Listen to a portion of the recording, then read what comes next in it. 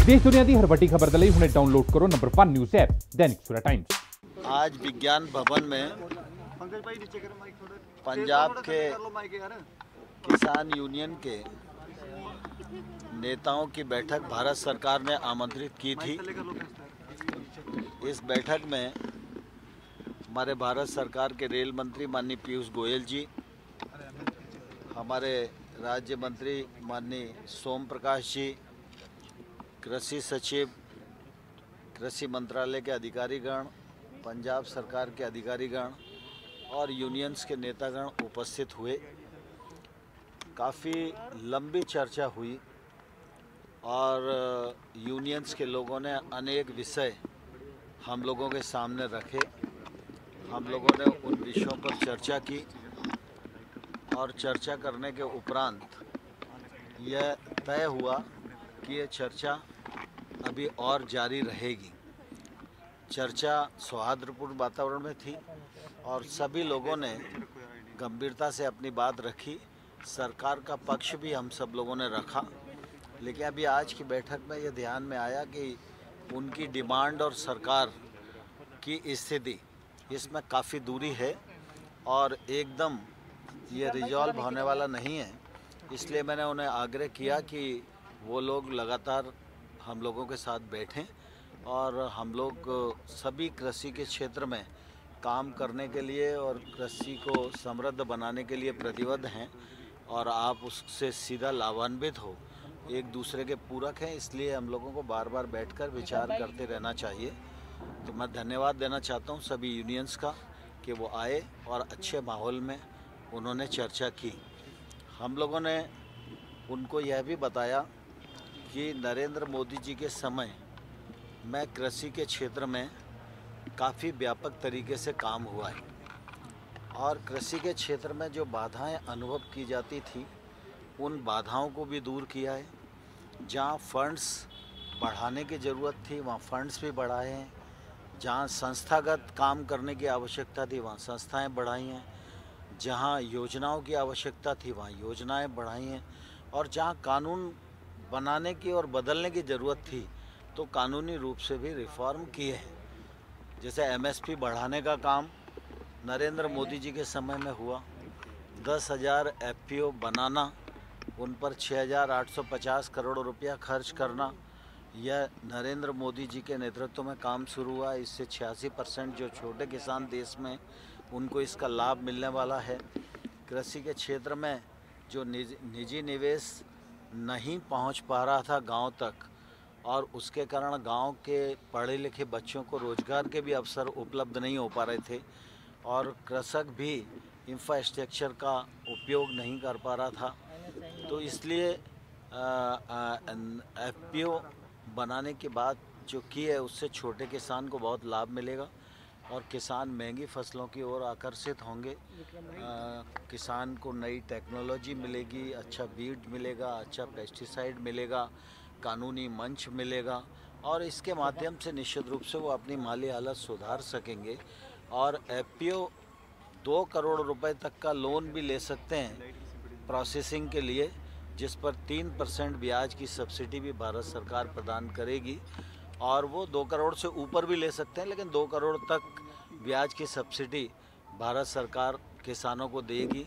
1 लाख करोड़ का infrastructure fund अभी आत्मनिर्भर भारत पैकेज के अंतर्गत घोषित किया गया है।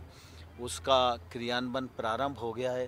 थोड़े दिन में लोगों को उसका लाभ मिलने लगेगा। इन सब योजनाओं और कार्यक्रमों के माध्यम से निश्चित रूप से आने वाले कल में किसानों के जीवन स्तर में एक अच्छा बदलाव आएगा। जहाँ तक नए कानूनों का सवाल है, मैं समझता हूँ किसी को उसमें संदेह नहीं होना चाहिए। नरेंद्र मोदी जी की सरकार गांव, गरीब और किसान की सरकार है। यह सरकार हमेशा किसानों के लिए प्रतिबद्ध रही है, आज भी है और आने वाले कल में भी रहेगी। किसानों के मन में ये शंका थी कि शायद नए एक्ट आ रहे हैं तो उससे एमएसपी को कोई खतरा हो सकता है। मैं आपके माध्यम से आम किसान बंधुओं को यह बताना चाहता हूं, हमारा यह नया जो कानून है यह न तो एमएसपी को प्रभावित करता है न एपीएमसी को प्रभावित करता है। इस कानून के माध्यम से किसान को अनेक विकल्प मिले और किसान के लिए जो फ़ायदा होगा उस विकल्प पर चलकर वो अपना रास्ता तय कर सकता है और अपनी फसल के वाजिब दाम प्राप्त कर सकता है। ये सुविधा इन कानूनों के माध्यम से उन्हें प्राप्त हुई है और एमएसपी जारी रही है और अब आने वाले कल में भी जारी रहेगी। इस बार भी खरीफ की फसलों का प्रोक्योरमेंट गत वर्ष से बहुत अधिक हुआ है और पंजाब में तो बहुत अधिक हुआ है।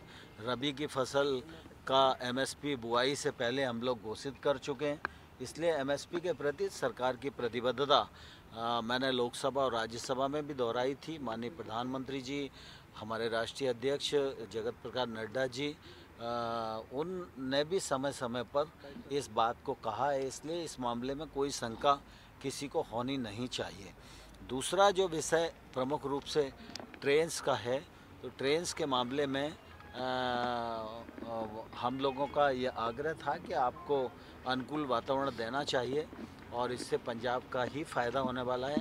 पंजाब के किसानों को कल यूरिया पहुंचना है तो ट्रेन से पहुंचेगा, खाद्य सामग्री पहुंचनी है तो ट्रेन से पहुंचेगी और जम्मू कश्मीर, लद्दाख, वहाँ मिलिट्री को, जनता को जो सब राशन पहुंचना है उसका माध्यम भी एक ट्रेन ही माध्यम है।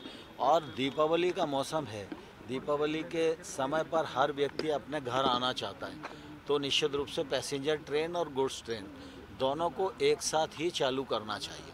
उन लोगों का मत था कि एक ही ट्रेन चालू हो, लेकिन हम सब जानते हैं कि रेलवे डिपार्टमेंट हो या दूरसंचार मंत्रालय हो, ये ऐसे मंत्रालय हैं कि ये कोई राज्य सरकार या किसी व्यक्ति या किसी संस्था के कहने से नहीं चलते। इनका देशव्यापी ऑपरेशन है और इनको पूरे देश में अपनी गतिविधियों को संचालित करना है। इसीलिए किसी व्यक्ति विशेष के कारण से ये होगा और ये नहीं होगा, ये यहाँ माल पहुँचेगा और यहाँ नहीं होगा, ये पैसेंजर जाएगा और ये नहीं जाएगा, इसको कोई व्यक्ति तय नहीं कर सकता। हिंदुस्तान में हम डेमोक्रेटिक कंट्री में रहते हैं, लेकिन रेल मंत्री जी आज पूरे समय रहे, चर्चा को उन्होंने सुना, उन्होंने आग्रह भी किया और उन्होंने कहा है कि जैसे ही आप अनुकूल वातावरण दोगे तो पैसेंजर और गुड्स ट्रेन दोनों तत्काल शुरू कर दी जाएगी। केंद्र सरकार उसके लिए पूरी तरह तैयार है। All world open challenge 17 time gold medalist मियां रफीक मोहम्मद, पंडित, मौलवी, बेगम, तांत्रिक, इन चोरा ठग्गा तो सावधान। स्पेशलिस्ट वशीकरण, सट्टा नंबर, लव मैरिज, पति पत्नी च अनबन, विदेश च पक्का होना, कारोबार दा ना चलना, सिर्फ 31 घंटिया विच समाधान। फ्री फ्री फ्री मियां रफीक मोहम्मद। मोबाइल 84 374 94 647, 84 374 94 648।